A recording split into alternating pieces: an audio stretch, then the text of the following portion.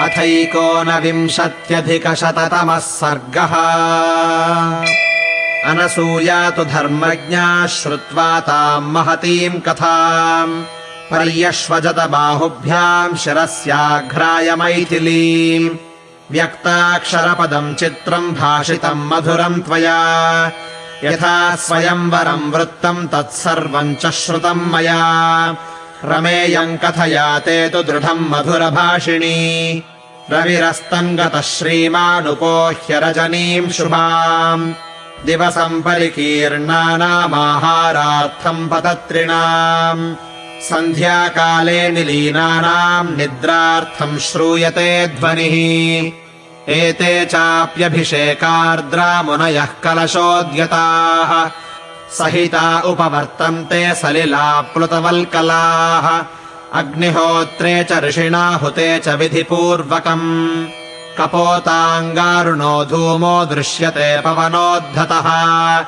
अल्पवर्णा हि तरवो घनीभूताः समन्ततः। विप्रकृष्टेन्द्रिये देशेन प्रकाशन्ति वै दिशः।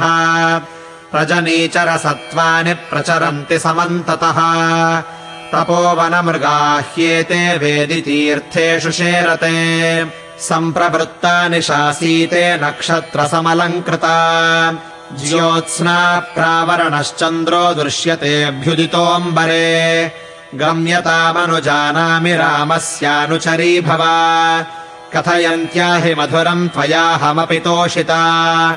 अलङ्कुरु च तावत्त्वम् प्रत्यक्षम् मम मैथिली। प्रीतिम् जनय मे वत्से दिव्यालङ्कारशोभिनी। सा तदा समलङ्कृत्य सीता सुरसुतोपमा। प्रणम्य शिरसा पादौ रामम् त्वभिमुखी ययौ। तथा तु भूषिताम् सीताम् ददर्श मदताम् वरः। राघवः प्रीतिदानेन तपस्विन्या जहर्ष च।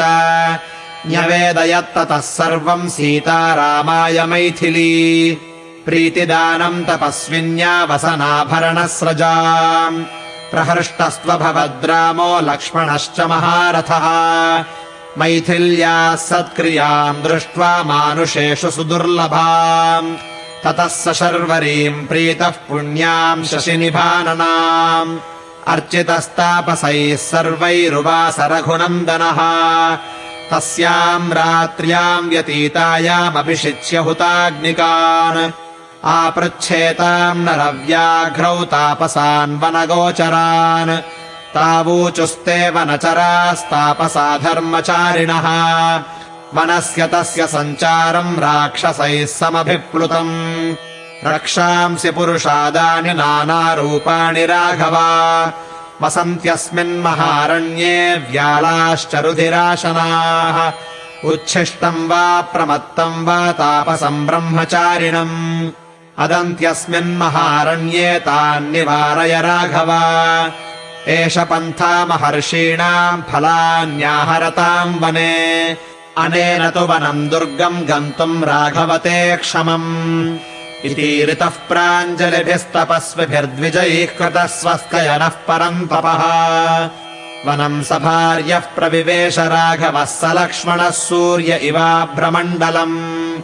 इत्यार्षे श्रीमद् रामायणे वाल्मीकीये आदिकाव्ये अयोध्याकाण्डे 19+अधिकशततमः सर्गः।